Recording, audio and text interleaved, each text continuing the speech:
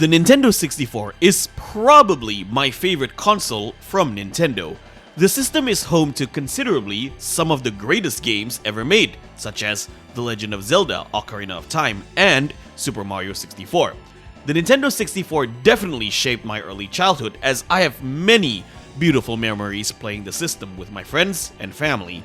It was also the first 5th generation console that I owned, long before I owned a Sony PlayStation. The first game that I played on the system was Mario Kart 64.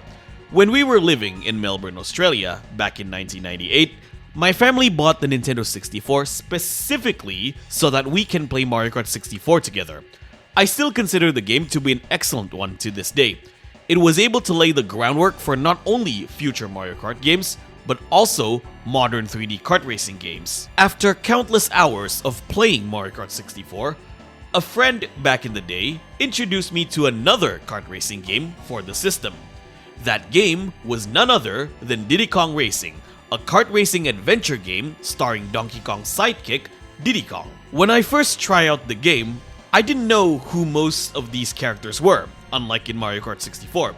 The only two characters I was familiar with were Diddy Kong and Banjo, since I've played Banjo-Kazooie before Diddy Kong Racing. Once I started playing the game, however, I was really impressed. Diddy Kong Racing was not your typical kart racing game. The game was a mix of kart racing and adventure at the same time. In fact, Diddy Kong Racing was the first kart racing game to have an adventure mode. Some even considered the game to be revolutionary. Games like Crash Team Racing would soon follow the trails that Diddy Kong Racing left for the genre. In this video, we are going to discuss on what makes Diddy Kong Racing special. The game was truly ahead of its time. Back in the day, there ain't no racing like Diddy Kong Racing. Without further ado, people, this is me, Profar, and let's take a deep retrospective of Diddy Kong Racing for the Nintendo 64.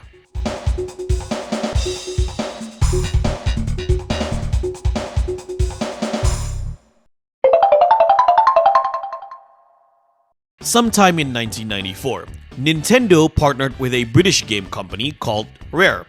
At the time, Rare needed a major funding to produce their games. So, what better move than to have the largest video game company in the world to fund them? In order to secure Nintendo's funding, Rare created a boxing game demo with 3D models using the Silicon Graphics Inc. system, or SGI in short.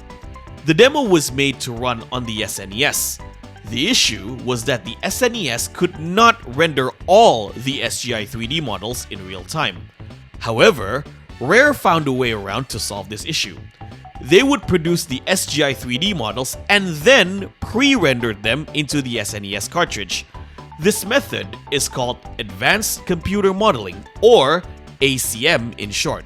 This was able to impress Nintendo to the point where they bought 25% of the company's share.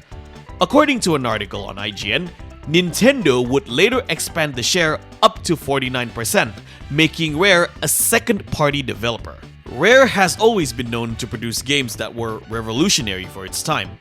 This was very in line to the philosophy of Rare's founder, the Stamper brothers, Tim and Chris. According to an article at mcvuk.com, Tim Stamper said the following: "My goal at Rare was to bring products that you wouldn't see for 6 to 8 years and make it available as soon as possible." With Rare being Nintendo's key developer, they were offered to create a 3D CGI game with their IP. Tim Stamper specifically asked for Donkey Kong. Thus, Rare created Donkey Kong Country for the SNES, a critically acclaimed game for its advanced visuals at the time, fully utilizing the ACM method for its 3D graphics. The game was also a commercial success, as it was able to sell over 9 million copies worldwide, making it the third best-selling SNES game of all time. The game would also spawn 2 new sequels, Donkey Kong Country 2, Diddy's Conquest, and Donkey Kong Country 3, Dixie Kong's Double Trouble. Donkey Kong Country also introduced DK's iconic sidekick, Diddy Kong. Although Donkey Kong was a character created by Nintendo, Diddy Kong was a character created by Rare, specifically their game designers, Greg Mayles and Kevin Bayliss. When Nintendo released their next generation console, the Nintendo 64, on September of 1996, it was time to bring the Donkey Kong series to the next level. Unlike the SNES, the Nintendo 64 was capable of rendering 3D graphics in real time. This created an advantage for Rare to produce a full-fledged 3D game. Mario Kart 64 was one of the earliest games to be released for the system, and it was also Nintendo's first ever 3D kart racing game. It became a commercial success, selling 9.87 million copies worldwide, which is also the second best-selling game for the Nintendo 64. With the success of Mario Kart 64, Rare opted to develop a similar game for that system. On an article by Time Extension with Lee Musgrave, a former 3D artist for Rare, he noted that a racing game wasn't the original idea for their first Nintendo 64 game. He claimed that he had a month's worth of work on a Command and Conquer-like strategy game with one of the company's co-founder, Chris Stamper. It ended up going nowhere, unfortunately, and the concept was scrapped. The concept would eventually shift into a kart racing game like Mario Kart 64. Rare appointed Lee Schuneman as the project director, whom previously worked as the designer for Donkey Kong Land 2 on the Nintendo Game Boy. According to Schuneman, they wanted to make a hybrid of racing and adventure game with cartoon-like characters. The idea was that playable characters in their vehicles can drive around a theme park-inspired hub world. The original star of this racing game was a tiger named Timber. The character was designed by Kevin Bayliss, who was heavily inspired by Tony Jr., the son of the Frosties mascot, Tony the Tiger. Timber has undergone several changes throughout his original concept. An early model of Timber shows him as a quadruped, in which Kevin Bayliss was inspired by Simba from The Lion King at the time. However, he finally decided to create Timber as a bipedal instead. The original title of the game was called Pro-Am 64, which was named after the RC Pro-Am series, a prior racing game series made by Rare. As you can see in this image, this was originally meant to be the start screen for the game. Despite sharing a similar name, the game had basically nothing to do with the RC Pro-Am series. The game was scheduled to be released in the Christmas of 1997. However, there were doubts whether using the Pro-Am name was enough to drive interest for a Christmas AAA game. Therefore, Rare decided to replace Timber with Diddy Kong as the main star, and the game was renamed to Diddy Kong Racing. There is a story floating around the internet that it was Miyamoto Shigeru who suggested making Diddy Kong the star of the game. However, according to Lee Musgrave on the Time Extension interview, it was Rare's own decision to make Diddy Kong the star. Musgrave also said the following about that decision. Nintendo enjoyed the fact that we chose Diddy Kong over Donkey Kong. I think that it was us trying to build on the fact that Diddy was ours and DK was theirs. On 24th November 1997, Rare finally released Diddy Kong Racing for the Nintendo 64. Worth noting that despite being a licensed Nintendo game, this was Rare's first self-published game. Technically speaking, Diddy Kong Racing fully utilizes the Nintendo 64's ability to render real-time 3D graphics. Unlike in Mario Kart 64, where characters and their karts were pre-rendered using the ACM method, Diddy Kong Racing has them completely in 3D with the exception of tires. Now that we have concluded the development history of the game, let's discuss the in-game aspect of Diddy Kong Racing.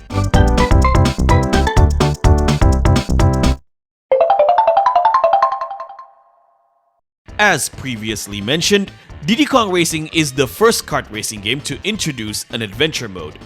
In this mode, you are dropped into an island called Timber's Island, which serves as the main hub world of the game. Despite not being the main lead of the game, Timber's influence remains very strong. When you start the adventure, you will be greeted by an elephant genie named Taj. He acts as the tutorial character to help you in your adventure. Your goal is to complete every track scattered across Timber's Island so that you can challenge the villain of the game, Whizpig. He is located inside the giant stone sculpture of his head in the central area. Timber's Island has 4 different subworlds, each with their own unique theme. Dino Domain, a prehistoric themed world with racetracks consist of jungles and volcanoes. Snowflake Mountain, a snowy themed world filled with mountains and snowy villages. Sherbet Island, a seaside themed world mostly consists of aquatic tracks. Dragon Forest, a medieval-themed world where you can race in towns, castles, and forests. Each subworld consists of 4 different racetracks. Players must finish all 4 racetracks in first place in order to progress through the game. Whenever you win a race, Taj rewards you with a golden balloon. These balloons are necessary to unlock new areas. Every unlockable area has a specific number of golden balloons required. Once all 4 tracks have been beaten, players must challenge the boss of that world. Each boss represents the theme of their respective worlds. Tricky the Triceratops for Dino Domain, Bluey the Walrus for Snowflake Mountain, Bubbler the Octopus for Sherbet Island, and Smokey the Dragon for Dragon Forest. Once you have successfully beaten the boss, he will give you a different challenge. You must race the 4 tracks once again.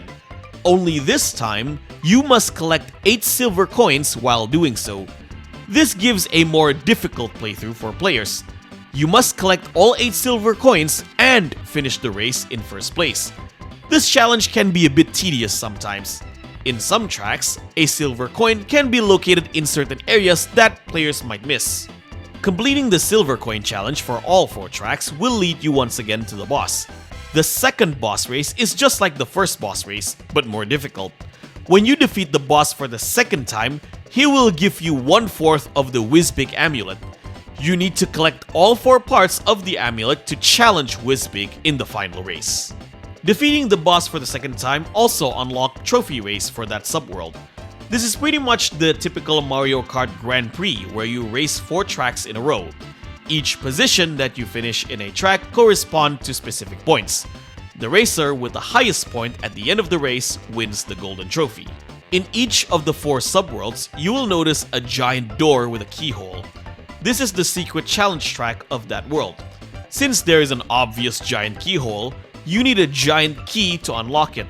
To get the key, you need to find it in one of the 4 tracks of that respective subworld. The secret challenge tracks are more or less like the battle tracks in Mario Kart games.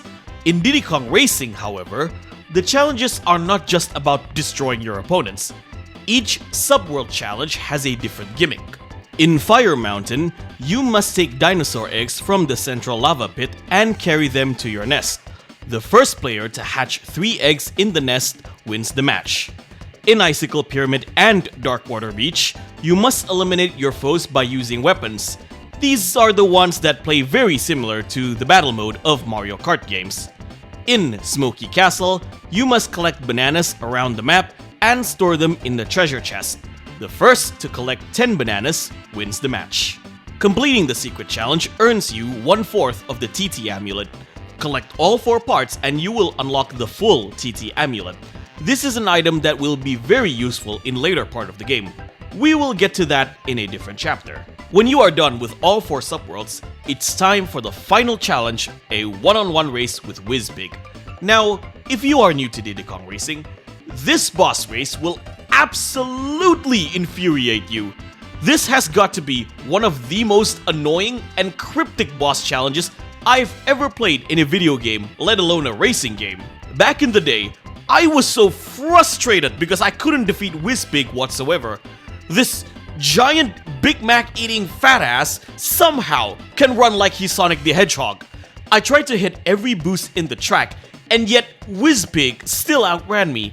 That was until I realized that I can boost faster by releasing the gas button when you hit the boost panel. I had to look it up on the internet, and this was back around 2002. Now for the record, I was somewhat to blame for not knowing this. Apparently, Taj actually gives an advice on how to boost faster. I wasn't paying attention to most of Taj's advice since I was so focused on finishing the game. Once again, that mistake was on me. However, even if you know the trick to boost faster, Whizbig is still an annoying boss race. You really need to hit every single boost panel throughout the race. If you miss one boost, then he's going to outrun you. So, when you race Whizbig, get ready to hit the restart option over and over again. The adventure aspect of Diddy Kong Racing makes the game really stand out compared to other kart racing games at the time. This is also the main reason why I believe this game is superior compared to Mario Kart 64. The adventure mode alone gives players a wide variety of content to experience. Rare not only did a fantastic job with their creativity, but also established a new trend for future games of this genre.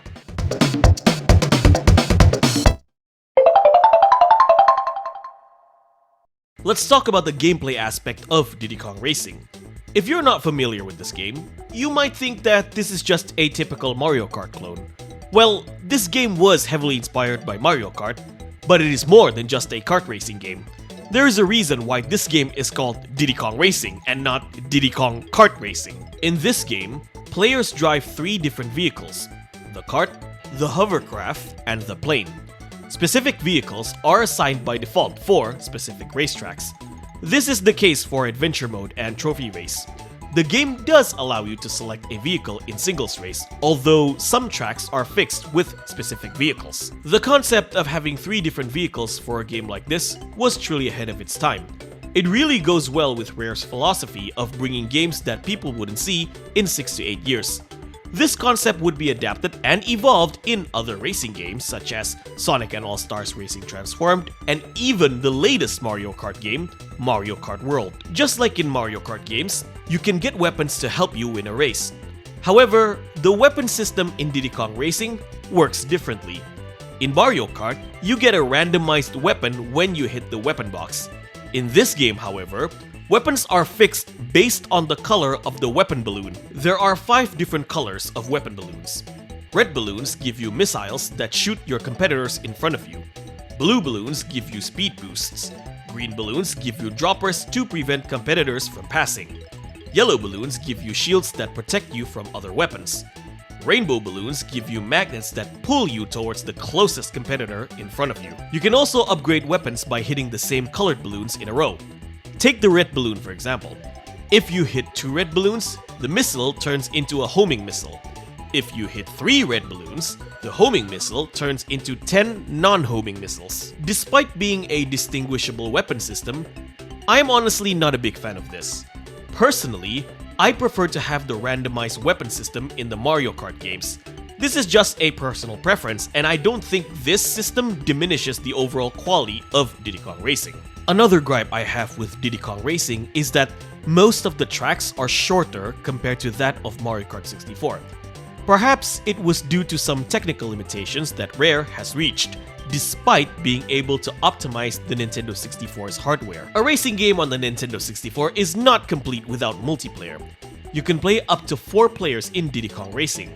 In multiplayer, however, you can only play the track selection mode since the adventure mode is strictly for single player. The game has a roster of 8 characters by default.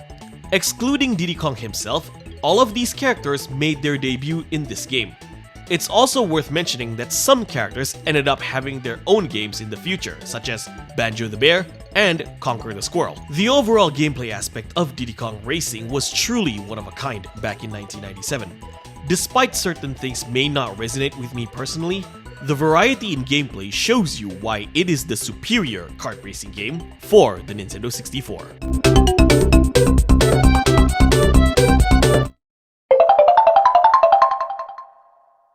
The technical capability of the Nintendo 64 goes more than just graphics. The console allows games to have more content to be present. Diddy Kong Racing has a good amount of unlockable content hidden inside the game. I mentioned that you have a roster of 8 playable characters. This game actually has 2 more characters that you can unlock in adventure mode. The first character is a chicken named Drumstick. To unlock this character, you first need to win all 4 trophy races in the adventure. Then go near the waterfall in the central area of the hub world and look for a frog with a coxcomb.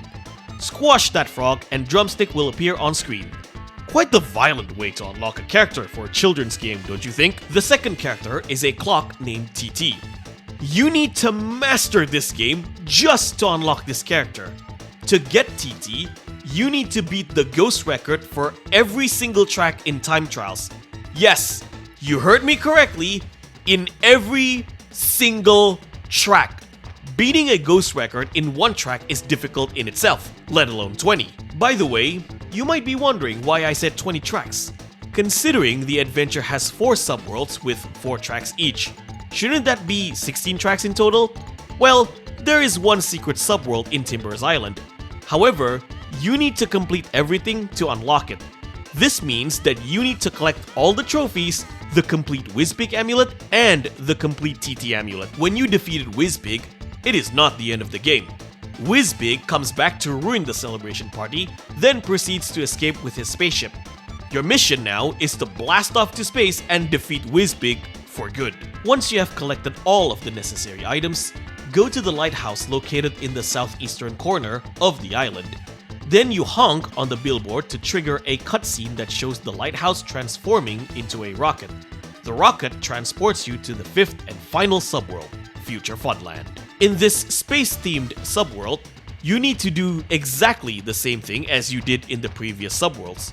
Win the regular race and the silver coin challenge in all 4 racetracks.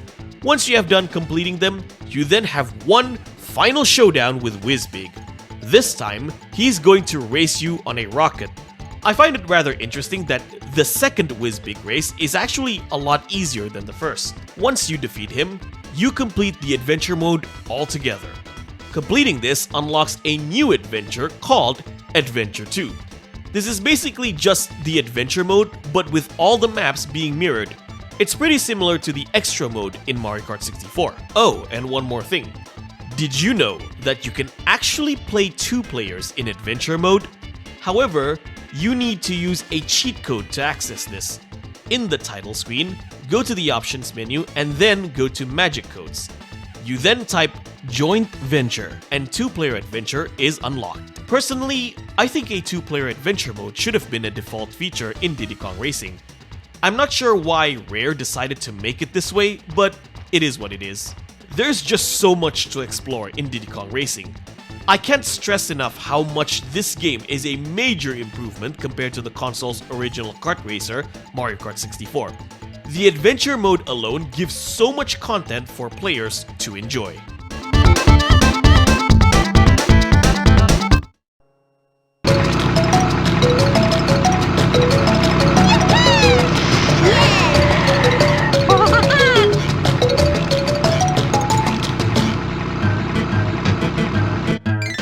Diddy Kong Racing is one of the best racing games for the Nintendo 64. It is definitely the superior kart racing game for that system. It created the trend of having an adventure mode for future games of the genre. It was truly a product ahead of its time. The game was a huge critical and financial success. According to IGN, Diddy Kong Racing sold 800,000 copies in just 1 week, making it the fastest selling game in 1997. The game reached the milestone of selling 1 million copies in just 3 weeks.